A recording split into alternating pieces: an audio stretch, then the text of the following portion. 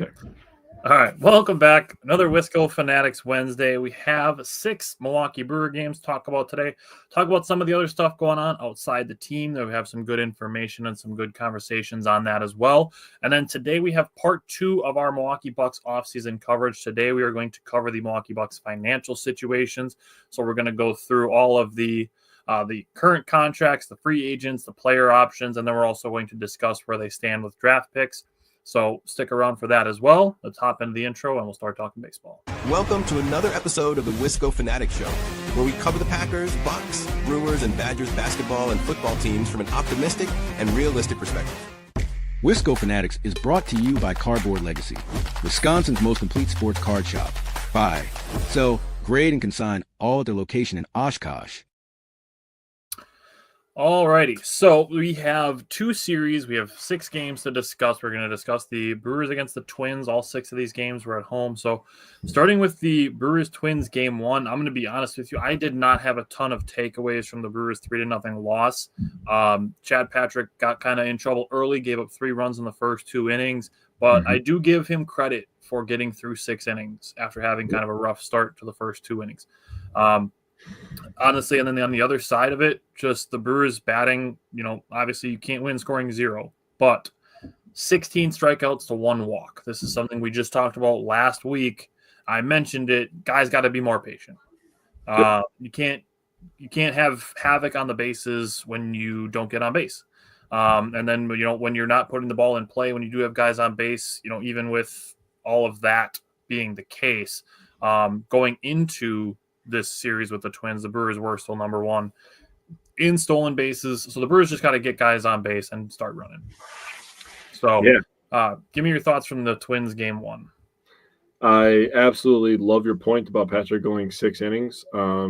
We need every once in a while, as I get tied up on my words here, it would be nice if we had a starter that could go 7 innings, once a week. That would be pretty nice. Save the bullpen a little bit. The bullpen is just getting destroyed over this last week. They actually don't have a day off until next week, Thursday, so a week from tomorrow. So it's going to be – it's nice that they get to play the Pirates. I'm not going to talk too much trash as the Brewers are 2 games under 500 after today's loss. But, the Pirates have always been a struggling franchise as long as I've been alive, so it'll be nice to get to play them.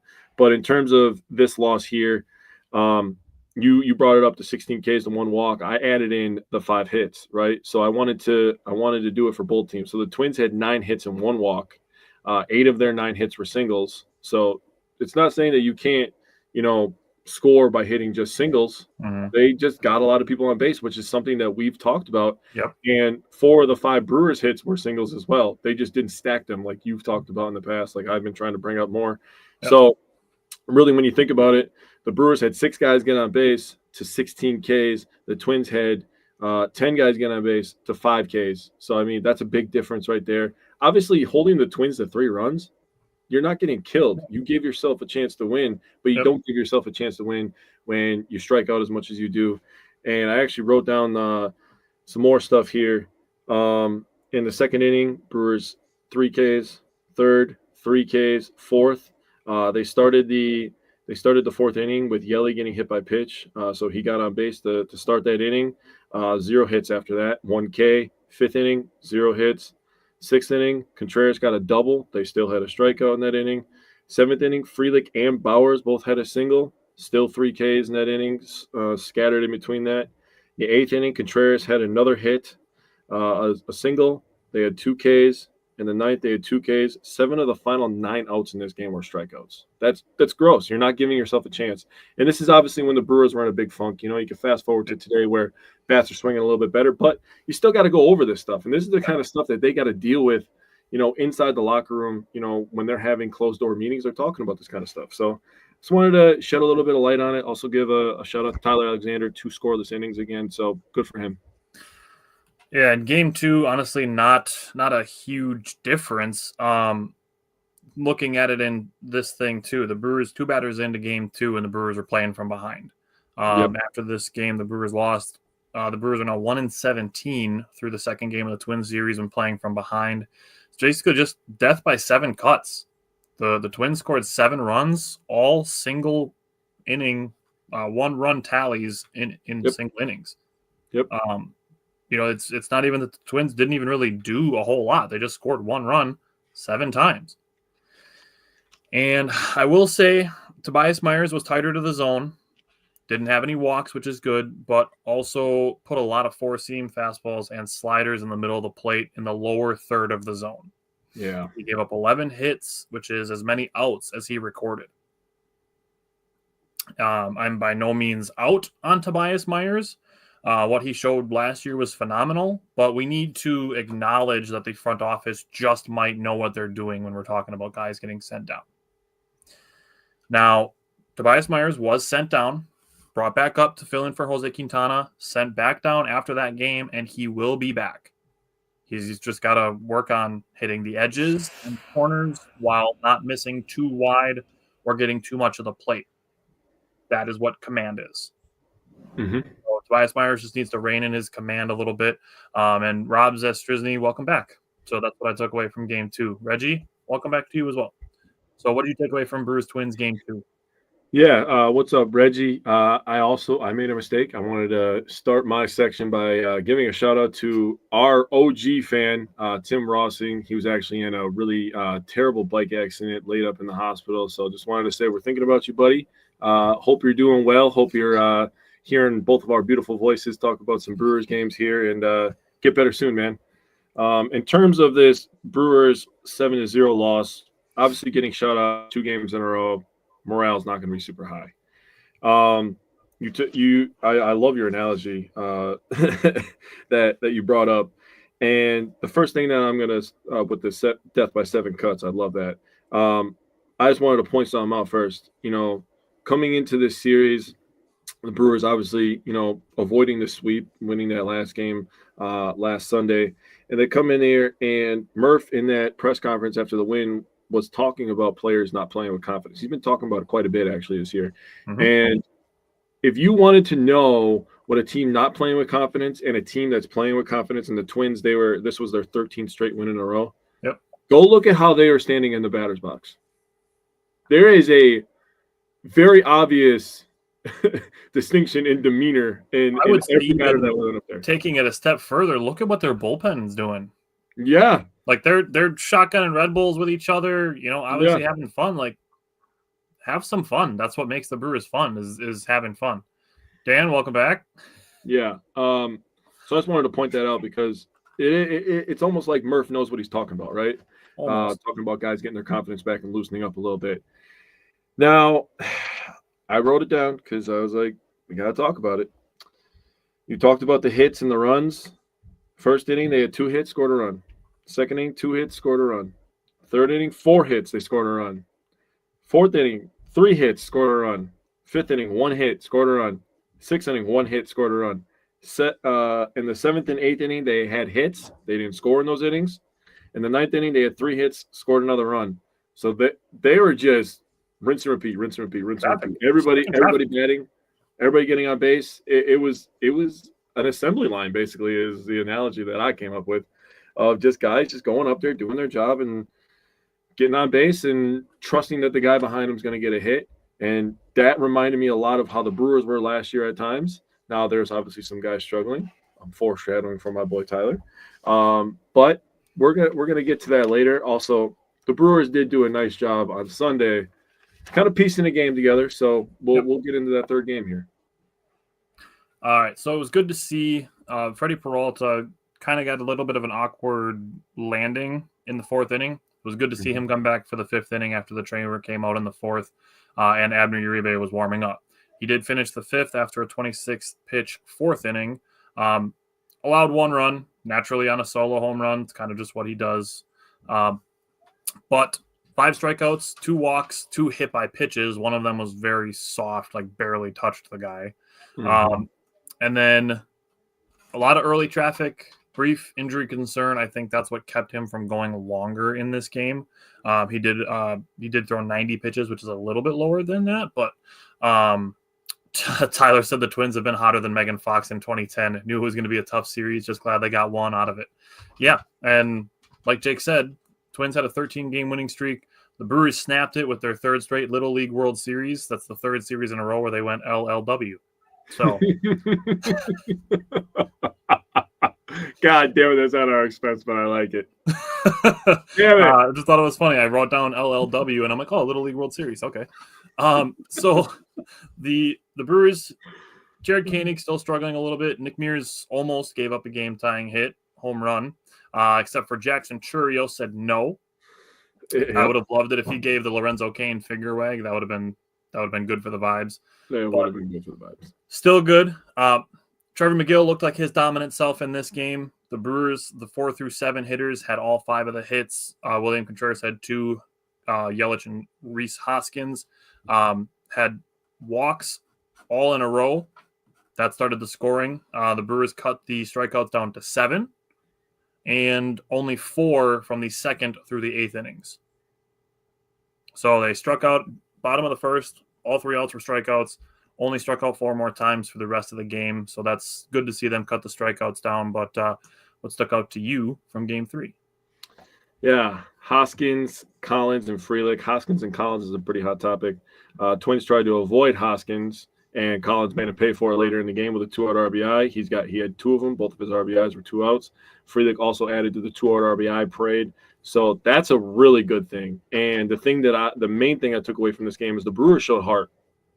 Something that people have been questioning this entire year. They've been laying down, oh, they're not hitting, they're not doing this, whatever. You can say a million things. And now people apparently on ESPN radio want to trade Jackson Churio, which is just that's got to be one of the top 5 dumbest things I think I've ever heard. Yeah, and when you contextually break it down, it's really stupid. Like, yeah, we're going to trade a 21-year-old that we have locked up for 10 years, but whatever.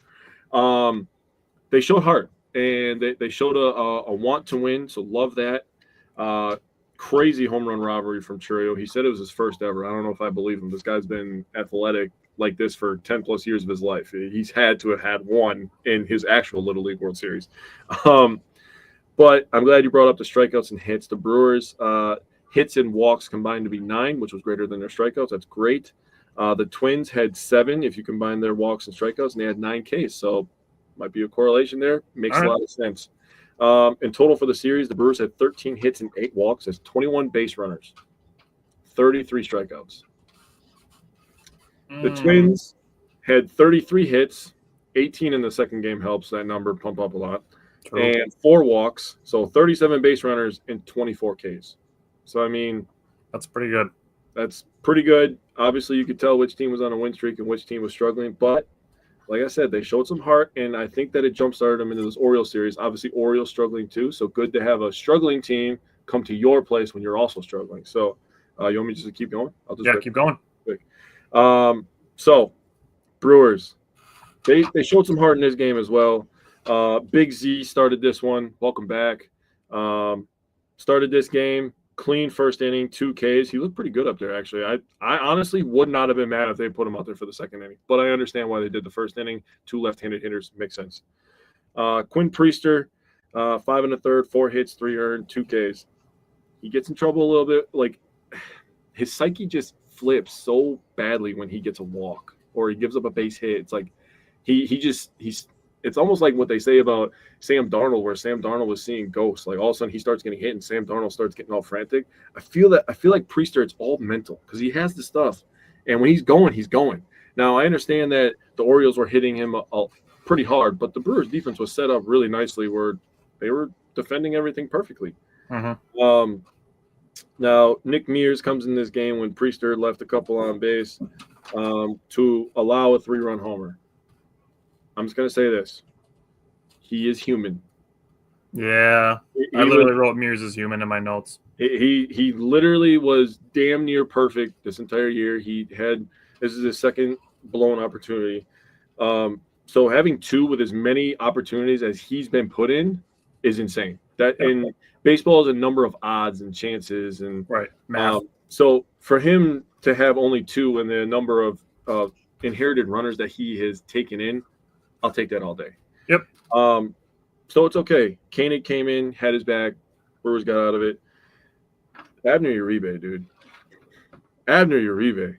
I have so many numbers on Abner Uribe. When we get when we finish talking about these games. Dog, first of all, coolest Selly in the game. I don't care what anybody says. Coolest Selly in the game.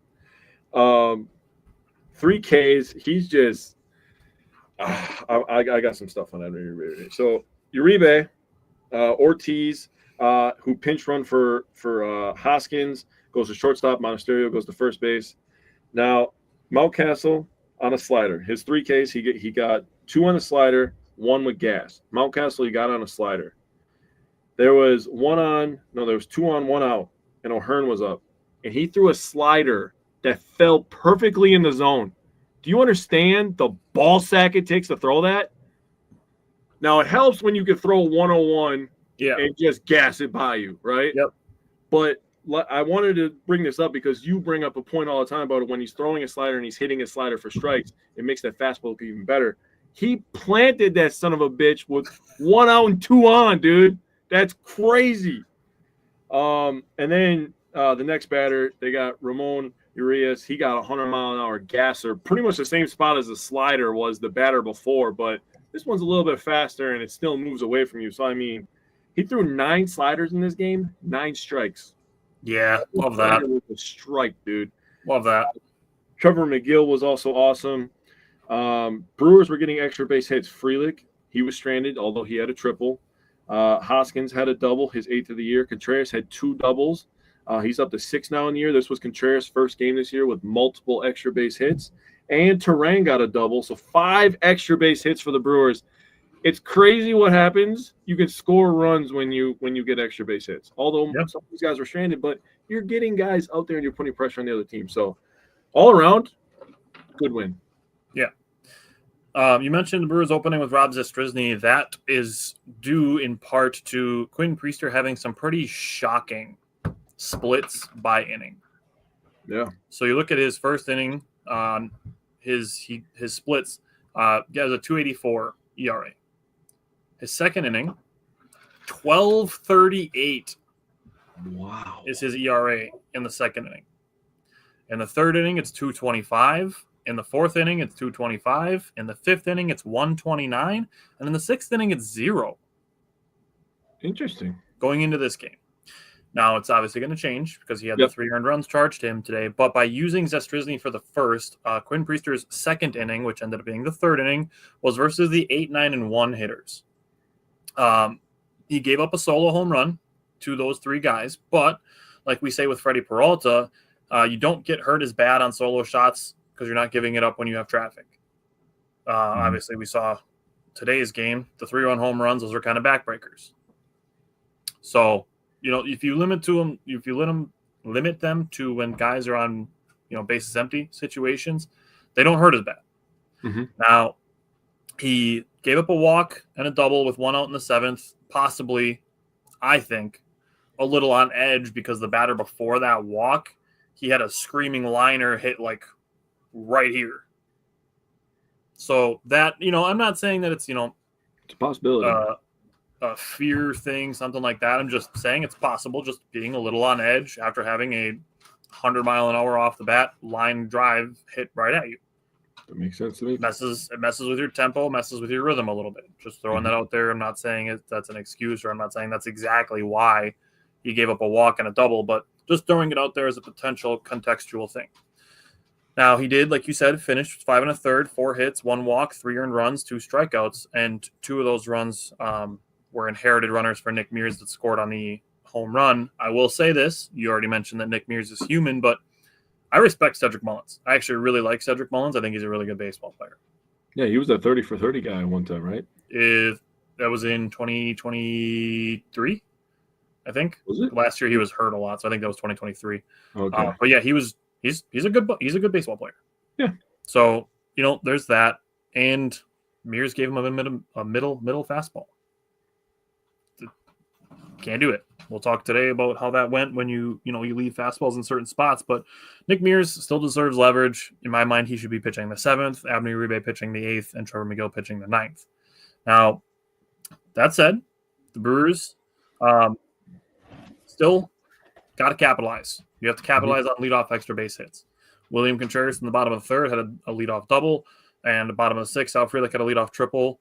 and Caleb Durbin was on second with one out. So the Brewers had second, third with one out in the bottom of the sixth, and they were stranded. Got to capitalize on those opportunities. Yeah. William Contreras, however, had himself a day. He was 4 for 4 with a walk. He seems to be figuring it out his last 6 games. He has 3 multi-hit games and raised his batting average from 224 to 258. So that's up 34 points in 6 games. Also in those 3 multi-hit games, 4 doubles. So seems to be that William Contreras is figuring it out. So 3 pretty good outings in a row. Nick Mears is human. Got to capitalize on leadoffs. This was the Brewers' second win when playing from behind, and they were 20-5 following this game when they scored 4+ runs. So pretty solid win, like you said. Going into last night's game was just another great baseball game. Logan Henderson started off great. He had 7 whiffs in the first inning. Yeah. 2 strikeouts out of those 3 outs that he got. He threw some really great changeups, and his fastball is also really good. Going through the second time of the order, he started using his cutter a little bit more. And to your point, you said this last week that you feel that starters for sure need to have a good changeup to be successful for an extended period of time in Major League Baseball. Mm-hmm. And I think Logan Henderson is a great example of that. Freddie Peralta, I would also throw in there. They've been working on Freddie Peralta's changeup a lot over the last 2 years. We talked about it a lot last year. Mm-hmm. The second inning of last night's game, Logan Henderson threw a changeup that made Laureano swing the bat literally out of his hands. In the 4th inning, he got Rutschman whiffing down to one knee. And the first hit that he allowed was an infield single that was almost a Caleb Durbin web gem. Like I said, the second time through the order, he started mixing in the cutter, threw a few sliders, but through 3 starts, 16 innings pitched, 9 hits, 23 strikeouts. It's the second most through the first 3 starts in Brewers history. Freddie Peralta's number 1. 4 walks, 3 earned runs. He is the first Brewer to win his first career 3 starts and the 7th player since 1901 to win their first 3 career starts. Any good things you can say about Logan Henderson, they're true. I said it to a coworker today. I'm like, it's still crazy that less than a year ago, we were covering him making a start for the Timber Rattlers. Less than a year ago. Yeah, in 10 days, it'll be a year ago. 10 days, it'll be a year. So 355 days ago, he was making a start for the Timber Rattlers at High A. And now he's got 3 starts for the Brewers. 3 wins. 3 wins for the Brewers. That is crazy, dude. I was thinking that last night, dude, when he was throwing fastball. It's like, Jesus. Awesome. 16 out of 19 batters faced had 2 strikes on them, had a 2-strike count. He's filling up the strike zone. Oh, yeah. The Brewers offense scored all their runs except for the last one on the home run, but only went 1-2-3 once. So that's something where we're talking about staffing traffic. 5 out of the 7 innings that they didn't go 1-2-3, they had multiple base runners.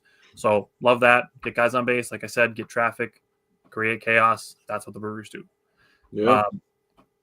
I wanted to give a shout out to Isaac Collins. He's been hitting the ball hard lately. I like what I'm seeing from him. Last 2 things. The Brewers in this game became 21-5 when scoring 4+ runs. And I love that Pat Murphy gave Abner Uribe the 9th inning. The 9th inning that Abner Uribe threw last night was electric. It was awesome. He got a strikeout looking on an 8-pitch at bat and then 2 swinging strikeouts. It was awesome. Abner Uribe is the closer of the future for the Brewers, but right now he's their 8th inning setup guy and their backup closer. He looks fantastic. Yeah, that first strikeout you're talking about, I'm just going to start with Abner Uribe. His first save this year, he had 3 saves last year for the Brewers. So that first strikeout looking 100 miles an hour, he clearly had it over the plate. Yeah. Was Mullins the one batting when he struck out? I don't remember, but I know I don't remember who was batting either. But he just stood there and he was just kind of like, damn, bro. And Uribe turned around because he knew it too. Like he threw it. He basically did like what Steph Curry does when he shoots a 3-pointer. He threw it and he was like, that one felt good. So that's fair. The swag, just disgusting.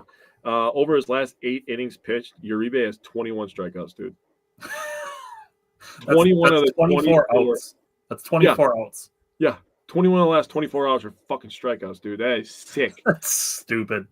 Oh my god! When I so heard many that, numbers. I was You're like, gonna love all the numbers I have on him.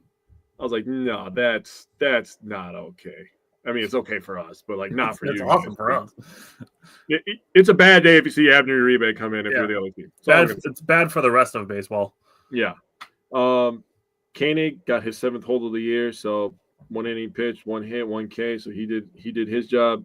Piamps starting to get rocky again. Yeah, we'll talk about him when we get to today's game. We'll talk about him. Yep.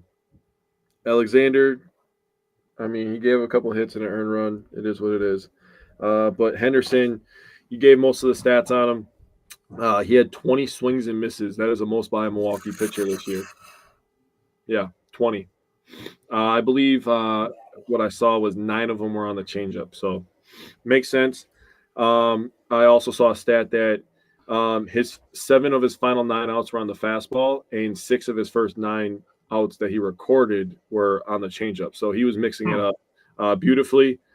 In terms of how the Brewers scored, so Terang started things off with a home run. That was the first homer that a Brewers team had at home since May 7th. 146 consecutive at bats without a homer. Also, Terang's first home run since the Brewers played Colorado, and he went Oppo Taco, so that's a good thing. Terang definitely has power to go opposite field. He's been really good this entire year. And now we get to Sal Frelick. Sal Frelick absolutely fucking unleashes on a baseball, dude. Just unleashes all the demons of him flying out to the warning track. And I got to give you credit because we were texting about it. We're both like, dude, he's so close. He's so close, dude. And you actually corrected me on something I said wrong about how many flyouts he had to the warning track. But then the next at bat, like I said, dude, just uncorks on a baseball. Farthest home run by distance in his career. Yeah, that was sick, dude. Upper deck, I was like, oh, hell yeah, dude. We are so back. The summer of Sal might still be on schedule. In terms of Rhys Hoskins, another opposite field home run. He was a little late, but I think that's where the torpedo bat makes up for some of that stuff. If you're a little bit late, you can still hit it 100 miles an hour off the bat. Also, being really big and strong helps as well. That helps. So Rhys Hoskins, great job. He's been way better than advertised. I almost feel like all the people that are talking shit about Yelich right now are the ones that were talking shit about Rhys and need to apologize to Rhys before they talk shit about Yelich. Guaranteed. So he's been really, really good. It's the first game with 3+ homers for the Brewers since April 16th. So that's a good thing. Get that monkey off our back. We've been hitting the ball harder the first 2 games in the series. Lots of extra base hits, doubles, home runs, triples. Love that. Brewers, 7 hits, 7 walks, 6 Ks. You're talking a 14-6 ratio. That's good. Very In good. terms of the Orioles, they had 8 hits, 2 walks. That's 10-13 Ks. So right. It literally is a direct correlation to just You know what? That could be like a plus minus thing. That could be baseball's plus minus. It really could. Strikeouts. Really good. You know what? I think I'm just going to track it from now on. I'm just going to track the plus minus. I like doing that. It's easy to track. You literally can just look it up. So I like it. And it would be runners on base, because it's like, unless you're going to add hit by pitches to it, but that's to me more on the pitcher than the batter. Like, yes, some guys get hit more than others, but it's not necessarily anything that the batter does. It's more based on where they're standing. So that's more of like the pitcher's thing. I mean, the getting on base by getting hit by a pitch is like a basketball player, like a guy passing the ball and it bounces off the guy's head and goes in the basket and they get 2 points. It's like you got lucky. Yeah, like walks and hits is more getting on base. Yeah, I agree. Hit by pitches, in my opinion. I agree. Okay. So I did pull it up. Logan Henderson, the 20 whiffs that he had, 8 on the changeup, 9 on the fastball, 3 on the cutter. Oh, okay. I hit it wrong. My bad. How dare you? You were off on 8 and 9. How dare you? I was. Well, good thing By you're 1. here. Unacceptable. You're fired. So then we get to today's game. Now, Chad Patrick, his cutter looked good first time through the order. He did allow a 2-out base run in the first 2 innings. Then versus lefties, as the game went on, his cutter started kind of drifting outside. And he got into a first and third situation. Nobody out after a run came in and got 2 strikeouts and a fly out. So good job to finish that inning, only having given up 1 run. He was pulled after 4 2/3, but that was to face Gunnar Henderson, who has very bad splits versus lefties. Yeah, Dorian Logan was awesome last night. I can't wait to see him pitch again. And Gunnar Henderson had also already been on base twice versus Chad Patrick in this game. So that's why he was pulled for Zastryzny. Zastryzny promptly struck him out, and then Zastryzny gave up 2 singles in the 6th inning, and Grant Anderson came out and got 2 groundouts. So kind of guys just picking each other up for the bigger part of the front half of this game. And then we get to Yoel Payamps, who had a guy down 0-2 and gave up a single and then gave up a double. And my thing with this is, and I said this to you, is just flip Mears and Payamps. Yep. Because it's not that I don't trust Yoel Payamps to pitch in games. I would just prefer just getting him in the games a little bit earlier. Take a little bit of pressure off of him, and not saying again that I don't trust him, but just taking a little bit of leverage away from him. So far this season, Mears has earned the leverage. Yes. So I would like to see Payamps before Mears, but if we're talking about the double that Payamps gave up, it came on a 96-mile-an-hour fastball that was in the middle of the plate in the lower third of the strike zone. Yeah. And what I said to you is that pitch has to be like 3 inches lower, like a little bit below the zone, or the only thing you can do is beat it into the ground. Yep. Or it needs to be on one of the corners or the edges, or it needs to be like 3 inches above the strike zone if you're going to throw it in the middle of the plate. That's where you can throw 96-mile-an-hour straight fastballs. I mean, there's a lot of places you can throw it, just not over the heart of the plate. Not over the heart of the plate in the middle of the strike zone. Yeah. If you're going to put it in the strike zone, it has to be on the corner or the edge. Yeah. If you're going to throw it down the middle of the plate, it has to be high or low. Agreed. Now, a guy like Abner Uribe can get away with it because he throws 101 with movement on his pitches. Yes. Trevor McGill throws 99 to 100 miles an hour. He can't get away with putting fastballs in the middle of the plate inside the strike zone. Agreed. So, again, I'm not saying Payamps needs to be DFA'd or anything like that. Just pitch him earlier in the games. Let him handle some of that leverage. Obviously, Abner Uribe is ready for every situation that you can put him in. Yeah. He didn't pitch today because he had pitched the previous 3 games, so McGill did pitch today. But I want to give a shout out to Caleb Durbin in the top of the 5th. He had a 1-out leadoff double. And Joey Ortiz, and this isn't coming from Joey Ortiz. I'm positive that it's not. It's a strategic thing that the Brewers are having Joey Ortiz bunting. I don't like bunting. If it was the bottom of the 10th and it was a tie game and we only need 1 run, sure. But Caleb Durbin's going to score on any base hit. Caleb Durbin literally scored on the next batter, grounding out to the pitcher. That's why I hate making outs on purpose. Like, Caleb Durbin literally scored on a ball that traveled 20 feet. Why are we making outs on purpose? And not only that, the out that Joey Ortiz made, Durbin couldn't go anywhere. So now you've literally just given the Orioles an out for no reason. And Durbin has speed. He showed it by literally scoring on the next play, which was like ground out. Yeah. Stop making outs on purpose, please. Yeah. It's just one thing that I can't wrap my head around. When you need to score more than 1 run. Because again, if the Brewers have put up, say Joey Ortiz gets on base in that situation, and Terang hits that tapper, they try to throw a third. Like, there's still another guy on base. True.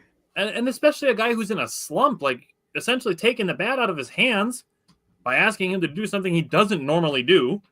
It's not like they were asking Bryce Durang to bunt in that situation. They're asking Joey Ortiz, who does not bunt often. So it's not a skill set that he's super strong in, and he showed it by popping it up.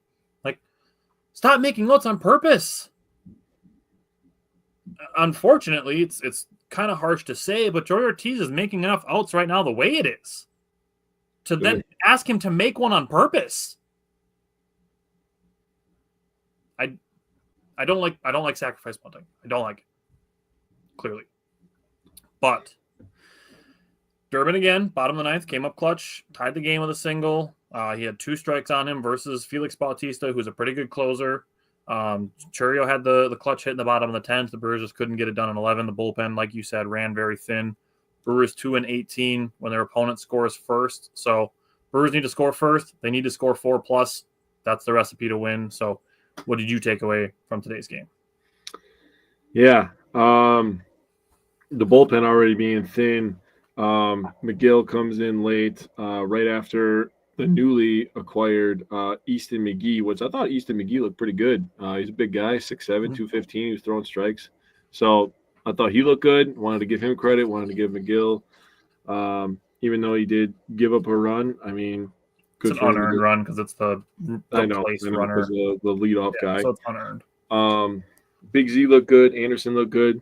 In terms of scoring, obviously, Hoskins had another big-time home run today. So this goes back to the point of just because the Brewers ended up losing doesn't mean that the big moment didn't happen. True. Now, several big moments. Yeah. In the second game of this series, Hoskins' home run came in the 8th inning, and it was a big-time run because the Orioles just cut the lead in half. They cut it from 4-0 to 4-2, and he made it 5-2. In terms of this one, gave the Brewers the lead. Hoskins, Turang, Chourio, and Durbin. Really big for Chourio and Durbin to get on the RBI train. Huge for Durbin. I was so happy for him when he got the hit. I was like, dude, that has to feel so fucking good for him, dude. And obviously his celebration out of the box, it felt pretty good. Yeah. So pretty good there. Obviously, Brewers struggled. Runners in scoring position, 2 for 13. So, what do we say? What do we say though?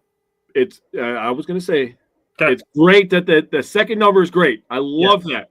We've had games where we have 2 and 3 and 3 and 3 in consecutive games. They got 13. That's a good sign. And that's after.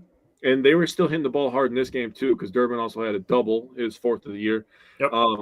You go into this whole series, the Brewers are hitting the ball harder, and that's going to be a trend that has to continue for them to win ball games. So that's all I got. I want to show you real quick just what Rhys Hoskins' Baseball Savant page looks like, because that is a lot of red. Yeah. To be in the 99th percentile of sweet spot percentage, that essentially means that nobody's hitting the sweet spot more than Rhys Hoskins. And if he's not in the 100th percentile, I'm willing to bet that out of very few people that are actually higher than him, that Aaron Judge is probably one of the only ones.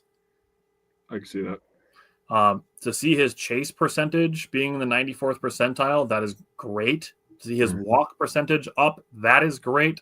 To his batting run value being in the 90th percentile, it's literally marked as great on their page. It's awesome to see what Rhys Hoskins is doing. Look at him in the month of May.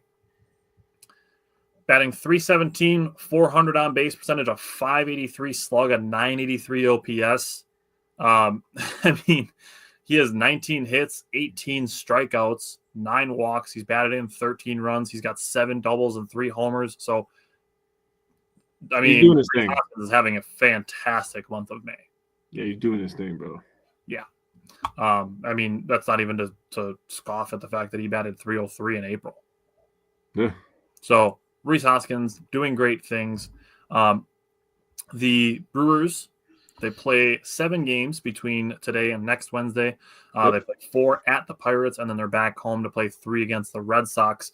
Now, Jake kind of mentioned this and talking about fixing some of the Brewers hitters. So I looked at Jackson Chourio, Joey Ortiz, Caleb Durbin, and Christian Yelich, and trying to kind of analyze and figure out what they're struggling with, what their potential solutions are. Mm-hmm. Now, Jackson Chourio, his numbers are kind of interesting. So Jackson Chourio is batting .333 versus left-handed pitchers, and .194 versus righties. And my thing with him is he needs to practice laying off outside breaking away pitches, especially off-speed pitches, especially sweepers. Oh yeah. Because he's batting very, very low against sweepers. I believe he's batting 111 against sweepers, Okay. which are the pitches that are breaking away from him the most. Mm-hmm. His pop-up percentage in 2024 was 3.7. In 2025, it's 10.6. So his pop-ups are about 7% up. The splitter is the only pitch that he has a positive run value on from 2025 to 2024. His batting average against fastballs is down about 57 points. So some opportunity for him to succeed against fastballs better. Looking at splitters, he's batting 444 against them in 2025. He batted 250 against them in 2024. So he's doing well against splitters, but a lot of opportunity everywhere else. His chase percentage in 2024 was 34.9. In 2025, it's 41.1. So his chase percentage is up about 6%. So he's just one of the guys that needs to be a little bit more patient. 333 versus curveballs. He was batting 250 against them in 2024, so he's batting better against curveballs. He's batting 245 against sinkers. He batted 225 against them in 2024. So there's opportunities for Chourio to just get back to hitting well against fastballs and lay off against sweepers breaking away. That's really it.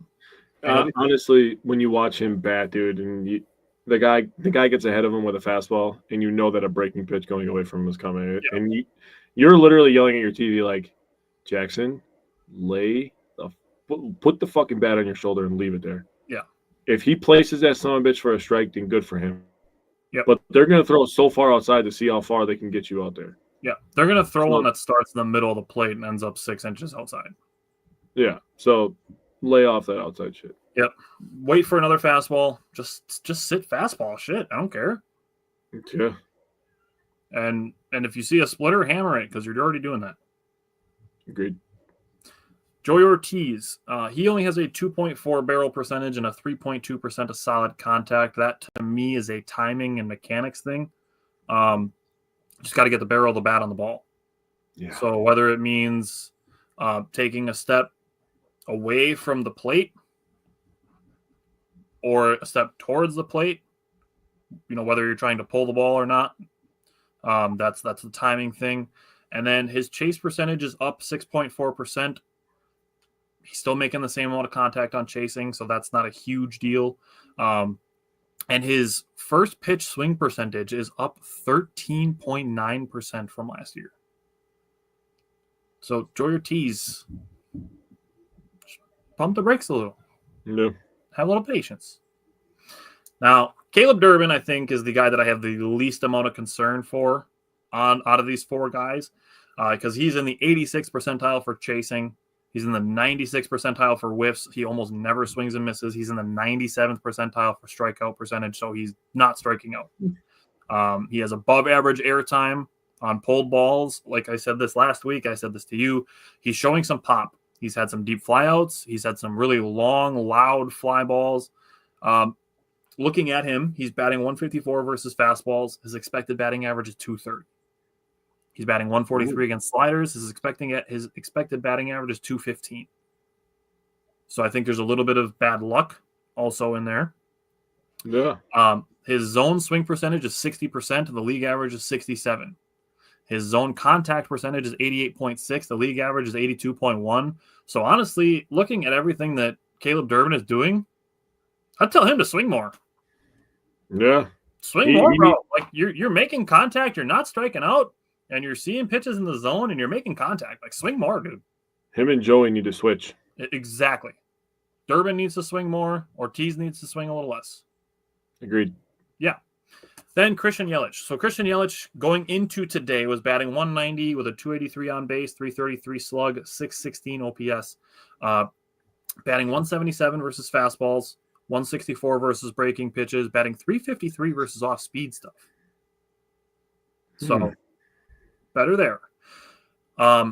He's in the 78th percentile for hard hits, but in the 13th percentile, that means 87% of batters are squaring up the ball more than he is. though he's hitting the ball harder than 78% of baseball. So that, to me, says that he needs to just take his bat path down like an inch or two, so that he's squaring the ball up more, because his swing is still hitting the ball hard. So I don't think there's any problem with his swing. It's just his bat path. They'll show you like the sword thing about where the bat travels through the strike zone. Like the tail, yeah. Yelich has a beautiful swing. He just really just has to get back to doing what he's done. Yeah. So I'm not worried about Yelich, because his career body of work is much more productive than the first 2 months of the season have been. Yeah. Honestly, it's way too early to push the panic button. Especially on a guy like Yelich, a former MVP. We're not doing that. He was batting .315 before he was hurt last year. Yeah, he's gonna be fine. He's gonna turn it around. I still expect him to get somewhere up in the 260s, 270s by the end of the year. I'm being so serious, dude. Like, he could literally just get on a heater. 260s by the All-Star break. Yeah, he could just get on a heater, bro. He's got the pop. Obviously, he's tied for the team league with home runs. So, like you said, that's another evidence. That's more evidence that he is hitting the ball hard. And I agree. He's just rolling over everything right now. So if he just can square the ball up a little bit, start hitting he's got to speed up and get to the fastball. In my opinion, that's the first thing. Once he starts smashing the fastball, obviously you just gave numbers. He is hitting the off-speed stuff. Yep. He starts hitting fastballs. He's back. He's back. Remember, this guy's had back surgery. And he's never been that great at hitting off-speed stuff, in my opinion. Yeah. He's always been kind of susceptible to curveballs and sliders. Yeah. So to your point that he's getting on top of balls a lot, he has a 50% topped contact percentage. So just needs to bring that bat path down just a little bit, start squaring the ball up a little bit. Yeah, hit the ball in the air a little bit. I think if he hits the ball in the air, he'll feel a little bit better. Right. Start getting some line drives instead of ground outs. Yep. Now, I just wrote down a handful of guys to really illustrate that Christian Yelich is not the only star in baseball that's struggling at the plate. Because it's not the case. Adley Rutschman coming into today was batting .209. He had a .633 OPS. That's 17 points higher than Yelich's. Brian Reynolds batting .206. He has a .601 OPS. That's 15 points lower than Yelich's. Ke'Bryan Hayes batting .246. Pretty solid batting average. .603 OPS. Has one home run. Christian Walker is batting .198. He has a .609 OPS. He's hit 5 home runs. Yelich has hit 7. Ozzie Albies is batting .225. He has a .619 OPS. That's 3 points higher than Yelich's. He also has 5 home runs. Yelich has 7. Carlos Correa, batting .236, has a .605 OPS, has 2 home runs this year, and he's hurt. So, like, if you look at the bottom page of qualified hitters, with more RBI, the only one is Michael Harris, who has 27. Yelich has 26. And Dylan Cruz is tied with Yelich on the bottom page of qualified hitters with 7 home runs. So, honestly, as bad as his rate stats are, he's still producing. Yeah. To be tied for the team leading home runs and leading the team in runs batted in, I mean, he's still productive. Yeah, for sure. Now, I wanted to end our Brewers content on a high note. So we're going to talk about Abner Uribe. Hell yeah, dude. And man, are we going to talk about Abner Uribe. So he has a 1.19 ERA. He's pitched 22 2/3 innings. He's given up 3 earned runs. He has 32 strikeouts to 10 walks. He has a 115 whip. Now, he's in the 83rd percentile for expected ERA. He's in the 82nd percentile for expected batting average. He's in the 97th percentile for fastball velocity. He's in the 78th percentile for pitching run value. He is in the 68th percentile for fastball run value, the 82nd percentile for breaking ball run value, the 90th percentile for average exit velocity, the 94th percentile for whiff, the 93rd percentile for strikeout percentage, the 97th percentile for barrel percentage. He he has a 35.3% whiff rate. That is a career high. 35. He has a 34% chase rate. He has a 54% in the zone, which is a career high. The zone contact against him is 73.4%. The league average is 82.1.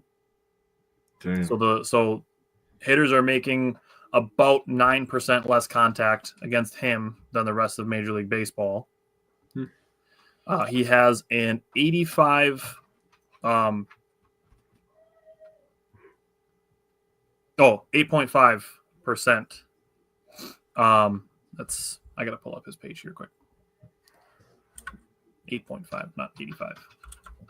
I just want to show you what his baseball savant page looks like. Yeah, it's nasty. I was just on it last night.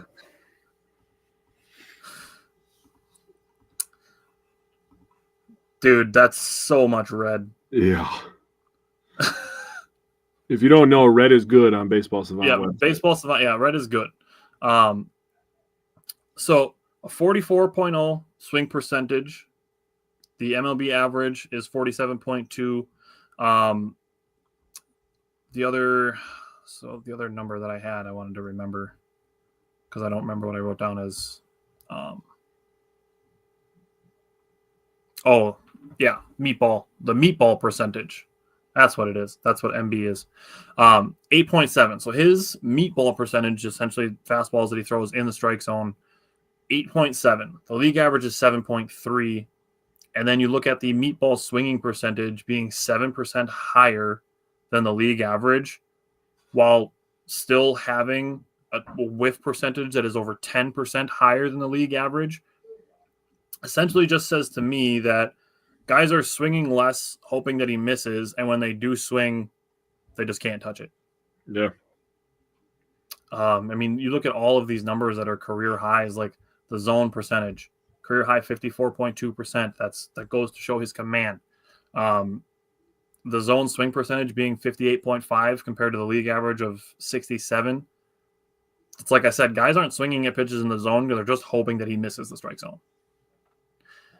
Then the pitches, when they are swinging, the contact is, like I said, about 9%. It's 8.6% lower than the league average. So, like, even when they do swing, guys can't touch it. Yeah. Abner Uribe has been fantastic. He's been just fantastic.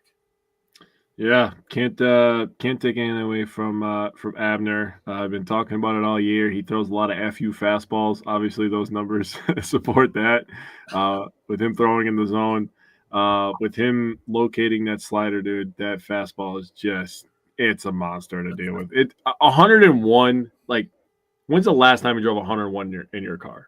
Been a while. Like, yeah. My car is not in shape to drive 101. So for him to take a baseball and chuck it 101 whenever the hell he feels like it is fucking disgusting to me. Yeah. And then he can just completely drop off the face of the earth. If he ever gets a changeup, talking about changeups, dude. If he ever got a changeup, dude, he would be disgusting. I mean, he throws his sliders at like 91. Yeah. I mean, imagine him with a changeup, bro. Dude, if you could throw a changeup at like 84, he's gonna make dudes look stupid because it's his sinker that he throws at 101. It moves. It moves. Like, it's not just a straight four-seam fastball. Yeah. Like, imagine a changeup that moves similarly. That kind of breaks in on righties. It'd be so stupid. With a 17-mile-an-hour difference. I don't know if people would ever touch his fastball again. I'm being so serious. Like, if he's able to develop a changeup with that slider, I don't think anybody would ever touch his fastball again. You'd be late. Yeah. Because you'd have one pitch that breaks all the way down. You have one pitch that looks similar, but it's 18 miles an hour slower. And then the fastball is just like, oh, can you throw it again? You know what I mean? Like, seriously, you're in a position, if that were the case, that you either have to sit breaking ball and hope that he misses the strike zone with his slider, with his fastballs, or sit dead fastball and hope that he doesn't hit the zone with his breaking stuff. There's no scenario where you're looking at the ball coming out of his hand and being like, oh, that's what pitch is coming, and then registering to swing in time.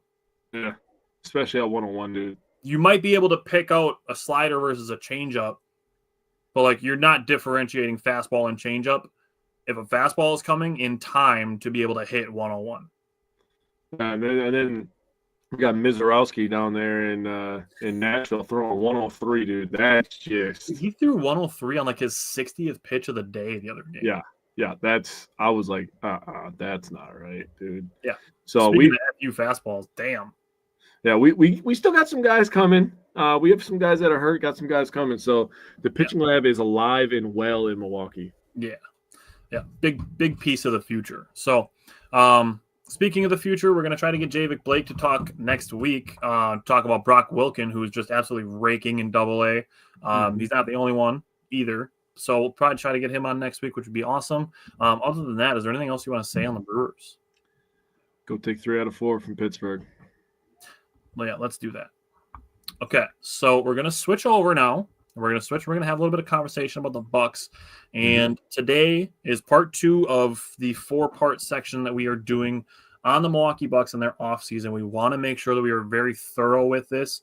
So we are going through the 2025-2026 salary cap, where the Bucks stand with their current contracts, what they need to guarantee or release guys, their two-way situations, player options, when the decision needs to be made, and then what their free agents look like, what their cap space looks like, and then what their draft pick situation looks like. So starting with the financials, we can go through the salaries. Now, I know you have the salary numbers written down. Do you just want to throw those out there?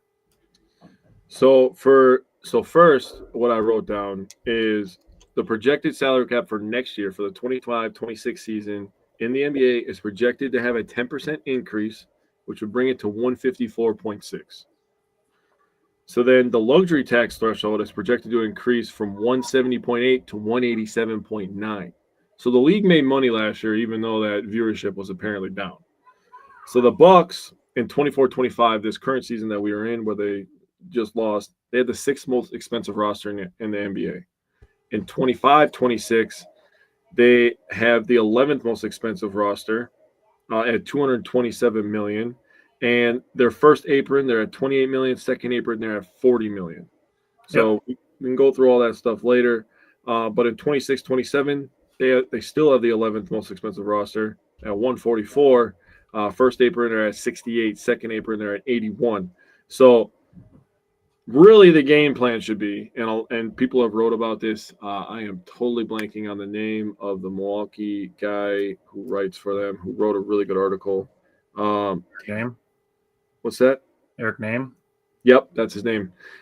He wrote. Thank you for the assist. He's really good, by the way. Yeah. And I just want to take a sec to talk about the Giannis situation, because that's going to be the elephant in the room at all times for this offseason, no matter whether we like it or not. One, we need Giannis to stay. And I told you I was going to tell you this. We missed out on a Rodgers versus Brady Super Bowl. We missed out on a LeBron and Kobe NBA Finals. I do not want to miss out on another generational versus generational guy. I need Giannis versus Jokic. If the NBA is rigging shit, they need to rig this shit up now. Yeah. I still think it's going to be Minnesota, New York for this year's finals, because I want to see the teams that made the big trade the offseason go against each other. I can see that. Even after last night's loss, interesting. They didn't need to stop with all the big city shit. Yeah, you have good players on teams. You yeah. can still market the fuck out of that. And Giannis is international. And that's the thing. Is like the NBA is international. The NBA is international. Jokic doesn't want to be the face of anything, but he can't help it because he just drops 40, 10, and 10 every fucking night. Right. He's good. We need that in the finals. Secondly, back to Eric Name. Eric Name wrote a really, really good article. If you guys get a chance, go give that a read. Look it up on X. I'm sure he tagged it on his page. That's where I found it. He talked about next year being the year where, and you look at the lay of the land in the East. The East is going to be up for grabs. There's food out there for a superstar to eat. Giannis is that superstar. Mm-hmm. Why would he want to leave? Why would he want to go west, for one? And why would he want to leave the Bucks to go start over new in Toronto, which is where I've heard, or Brooklyn, which is where I've heard, when he could literally just stay where he's at in the East where there's food to be had and you're hungry? Fucking stay home and eat, my guy. As simple as that. Seriously. Yeah. Let the financials come down the following year. Things start to fall in place there. You get Bobby. Dude, even this year, like you mentioned, they're 28 mil under the first apron, 40 mil under the second. Yeah, they can re-sign Gary Trent Jr. They can. Really could. They really could. And dude, they could eat this year. That's all I'm saying. And there's options. Like we talked about this. We talked about the fact that the Bucks traded for Kyle Kuzma to get Middleton off the books so that they are under the second apron. Yep. That allows them this summer to do 2-for-1 deals. Yep. Now, this week and next week, we're still just talking about team construction. We're not actually talking about potential transactions. That's going to be the following week. But the Bucks have options. They can do 2-for-1 deals. Mm-hmm. So there's player options. Bobby Portis has a player option for 13.4. Pat Connaughton has a player option for 9.4. And Kevin Porter Jr. has a player option for 2.5. All of those decisions have to be made by June 29th. The new league year starts June 30th. Pat Connaughton's is the 24th. Okay. But some of them are getting pushed back, so I don't know which ones are the 24th. That's besides the point. Just wanted to so everybody knows.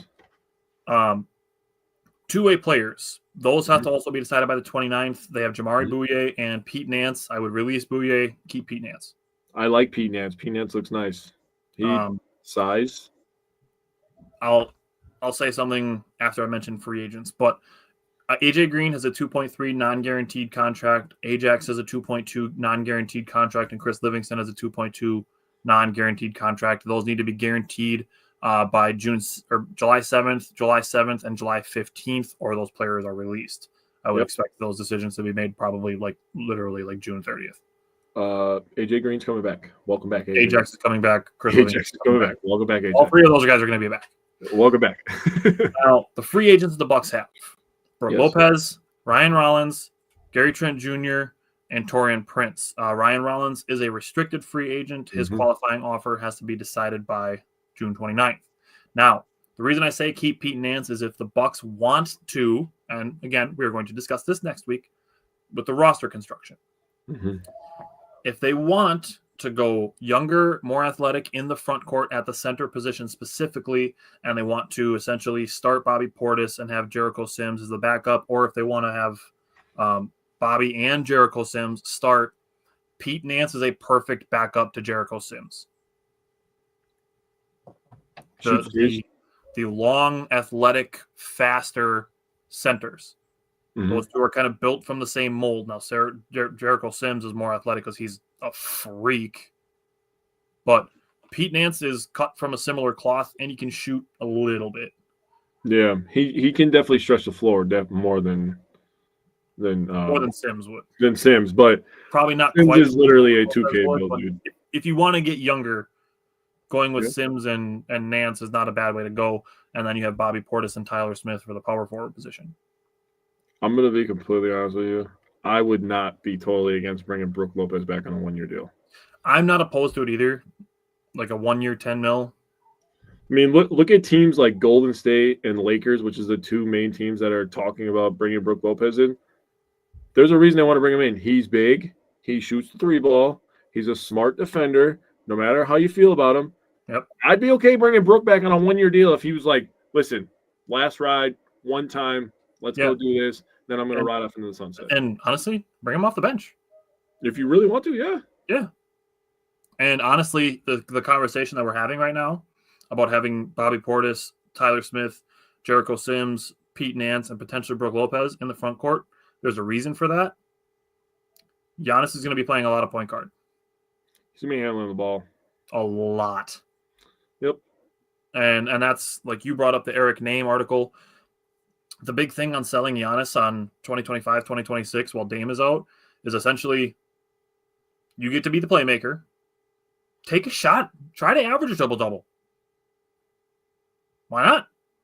Yeah. Why not? Try to win an MVP. Why not? Yeah, fuck it. In the East, you get in, get hot.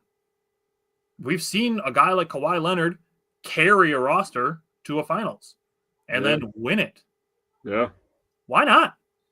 And you know, people want to talk about injuries and stuff. Every single title run, they want to talk about fouling and all. Like, if you guys don't understand the clue, it's that it's hard to win a championship. First of all, it's going to be the 7th straight year that a different team is going to win the title. Yes.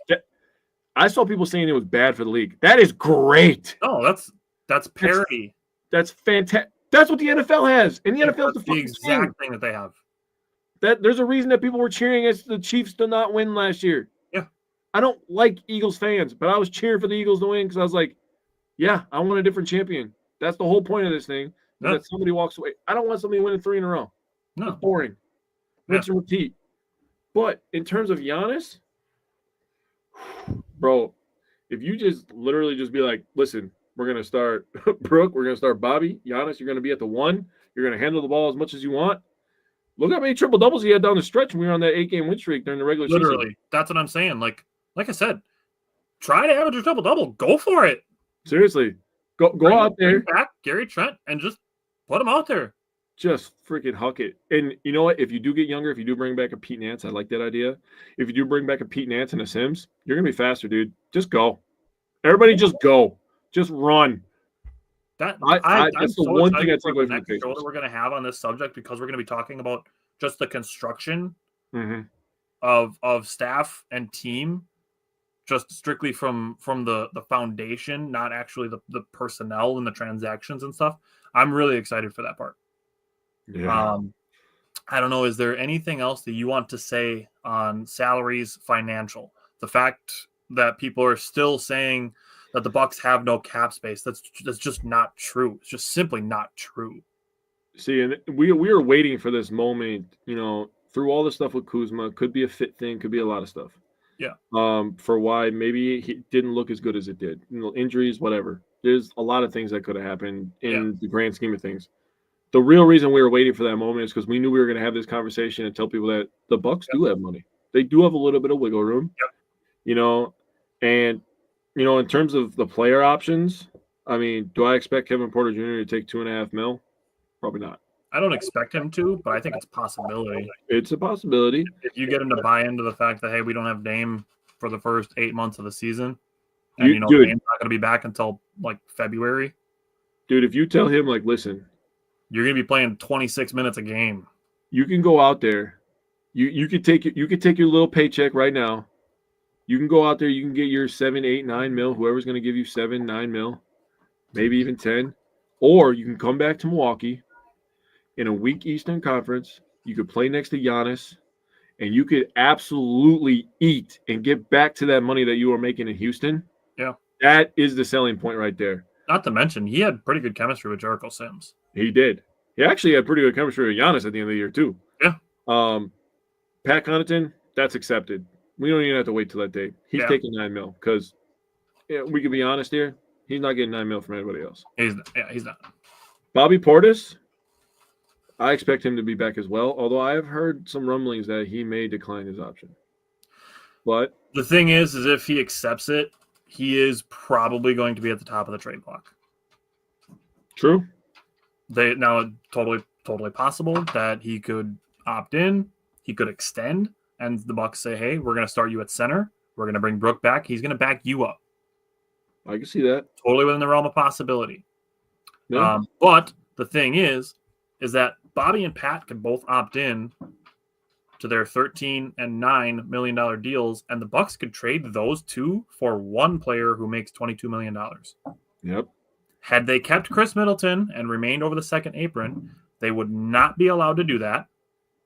Yep. And they would not have access to their 2032 pick next summer. Yep. So that's the flexibility that we talked about at the trade deadline. So we've been saying this to people for 3.5 months. Yep. That the Middleton for Kuzma deal was not about trading Chris Middleton to get Kyle Kuzma because we thought it made us a better basketball team. It made us a younger, more athletic team, and it gave us flexibility in the summer. And here we are talking about that flexibility. It literally is giving them the option to extend the Giannis championship window. That's literally the main reason it was made. And honestly, as much as people don't like Kyle Kuzma, the attractive part about trading for him, if the Bucks want to offer him to other teams, is the fact that he makes less money as his years go by. Yeah.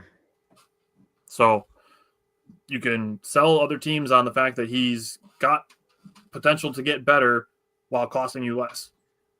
You can send that to a rebuilding team that has an aging star that they want to get rid of for a younger, more athletic player. Spoiler alert for 2 weeks from now. But, you're talking to teams that want to get younger. Yeah. He's going to be making less money in the next 2 years. Yeah. So lots of options, lots of flexibility. Like the Bucks can still do some stuff. Oh, yeah. They can still be active. And I fully expect Horst to be locked in. And thank you for bringing up John Horst, because he is the reason that I so firmly believe that Giannis is not going anywhere. Once they extended John Horst, that told me that Giannis is in Milwaukee to stay, because Giannis and Horst are going to be tied to each other. Yep. The first time that the Bucks don't have Giannis, whether he's traded, he's retires, whatever happens, the first time that the Bucks have a really bad season after that, John Horst is gone. Yep. He'll be fired. Sorry. He will. Just like we'll have the conversation next week. Wouldn't shock me if after the Bucks meeting with Giannis, I believe it's happening like tomorrow. I think it's tomorrow. Wouldn't shock me if Doc Rivers is relieved of his duties. We'll see. It wouldn't shock me if they kept him either. Just going to throw that out there. Wouldn't shock me at all. From everything I've heard, Giannis likes Doc Rivers. I think if Giannis stays, Doc stays. Yeah. So that wouldn't shock me at all. We talked about it after the trade deadline. The Bucks, they looked better in a lot of ways. They did. So I'm not like putting a nail in the coffin for the Bucks if Doc Rivers isn't fired. Dude, if we come away from this meeting with Giannis and he's just like, yeah, I want to stay in Milwaukee the rest of my career. Oh, dude, I hope that. And Jesus Christ, the friggin' ESPN Milwaukee brought up about getting rid of Giannis too. Don't let Milwaukee stunt your growth. Ugh. If Giannis stays for the entirety of his career, I hope that all Wisconsin outlets just dunk on ESPN, dude. Just dunk on ESPN constantly. Oh, if I did not have a full-time job, I would be dunking on ESPN like all day, every day. And when this meeting comes out that says Giannis said he's invigorated by the meeting that he had with John Horst and Doc Rivers, and dude, I was thinking about this right before we started the show, that Giannis could come out of this meeting whenever it happens, whether it's tomorrow, Friday, whatever. He could come out of that meeting with a fucking contract extension. He could, really, if he wanted to. He might not be eligible until the new league year starts, but it's totally possible that the Bucks sell him on the fact that, like, hey, after this year, we can keep Dame for the following year. We could move Dame the following year. Like, you're 30. You can be here for another 8 years. You don't have to decide your future on this year or next year. And you make the most money staying here. So that is the good thing about the new CBA is how it's set up for that. Yeah. Is homegrown talent stays with the homegrown team. That's a good thing. It's a really good start for the NBA. Yeah. But, so it's all within the realm of possibility. I will acknowledge the fact that it is possible that Giannis could be traded, but like I said, it's strictly only for the fact that it's possible, not that the fact that I think it's going to happen. I agree. It's physically possible. But out of any team that I'm like, oh, this team's checking in, that people are saying online, that media is saying online, that ESPN is saying online, none of them have enough to acquire Giannis. What we can get into that later, but I don't know what the Warriors have to trade. They're like, the Warriors have pieces. No, they don't. No. And I'm not taking fucking Draymond Green either. And also, Golden State's not trading Draymond Green. No. And they're not trading Steph or Jimmy Butler. So if you're not giving me Steph or Jimmy, I'm not giving you Giannis. Exactly. Okay. So we can discuss the Bucks draft situation, because the two things that everybody's saying when they're saying Giannis should demand a trade, the Bucks have no money, the Bucks have no picks. That's literally not true either. So This is the Bucks draft situation for the next 7 years. Mm-hmm. This season, they don't have a first-round pick. It goes to the Nets. Their second-round pick goes to Cleveland. but they did get a second-round pick from Detroit in the Kuzma deal that the Warriors or the Wizards had. So the Bucks have a second-round pick this year. It's number 47. Mm-hmm. Next season, they have a first-round pick. Mm-hmm. It can be swapped by New Orleans, so they can't trade their 2026 first-round pick, but they have one. The Bucks get to make first-round pick in 2026. Mm-hmm. Their second-round pick either goes to the Knicks or Orlando, but the Bucks did get a second-round pick from Utah if it's after pick 55 that they got from San Antonio for Patrick Baldwin. Yep. 2027, they don't have any picks. 2028, they have a first-round pick. Mm-hmm. But Portland and Washington have the right to swap with them. Mm-hmm. So they have a pick. It can just be swapped. Mm-hmm. And they don't have any second-rounders in 2027. Mm-hmm. 2029. Their first-round pick goes to either Portland or Washington. Their second-round pick goes to Detroit. So they don't have any picks in 2029. Mm-hmm. 2030, they have a first-round pick. Yep. They can swap firsts. Portland has the right to swap their first-round pick. And their second-round pick goes to Orlando. That was the pick that last 2 seasons ago. John Horst had no picks. He traded 2 future seconds to Orlando to get Andre Jackson Jr. So that's the other pick that we owe to Orlando. But 2026, 2028, 2030, the Bucks have first-round picks available. Yep. Now, 2031, completely normal. Yep. Bucks have their first and their second-round pick. They can trade those this summer. Yep. They did not have access to those if they stayed over the second apron. They would not have been able to trade those picks. Thank you for your service, Chris, but we need to have a future. We needed to get under the second apron. Yep. And I love Chris Middleton. His number's going to be in the rafters. I don't give a shit what you say. He is a top 5 Milwaukee Buck of all time. His number's going in the rafters. It's getting retired. It sad, but it needed to happen. It did. To give the Bucks flexibility this summer and next summer. Yep. So that's where we're at. People need to stop saying, we have no picks. We do. We just don't have access to trading some of our upcoming first rounders because other teams have the rights to swap in 2026, 2028, and 2030. They still have first round picks in 2031, 2032. Both of those years are completely normal. Yep. So Bucks can trade first rounder, second rounder from 2031 this summer. They can do 2-for-1 deals, something they were not able to do before they traded Chris Middleton. The Bucks, they have some options. They have a smidge of cap space. They have options here. Yep. So next week we're going to discuss roster construction and staff construction. Again, wouldn't shock me if Doc Rivers is back. It's going to then the staff construction piece then takes a little bit of a different perspective where it's less about like who we want on the staff versus how we want the staff to operate. Yeah. So that's what that conversation is going to be like next week. And then the roster construction is going to be strictly how we would want to see John Horst build a roster around Giannis. And what we'd like to see them do kind of more as like a play style type scenario with that roster construction. Then the following week, that's when we're going to discuss transactions that we would like to see. Trades, signings, stuff like that. So the free agency will be heating up at that point. So yeah, yep. And that'll be June 4th, I believe, is that Wednesday. So yep. That's our upcoming Milwaukee Bucks offseason content when we're done with all of these 4 weeks. Last week was the Bucks aren't trading Giannis but segment. Plus this week and the next 2 Wednesdays, that's going to comprise our entire Bucks off-season conversation. And if there's anything else that we need to discuss, we will add that.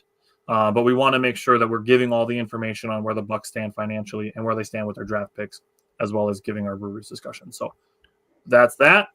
Anything else you want to throw out there before we send it off? If there's anything you guys want us to add, let us know as well. Comment on this video, send us a message, comment on one of our posts. We'll see it, we'll find it. So if there's anything you guys want us to talk about, let us know.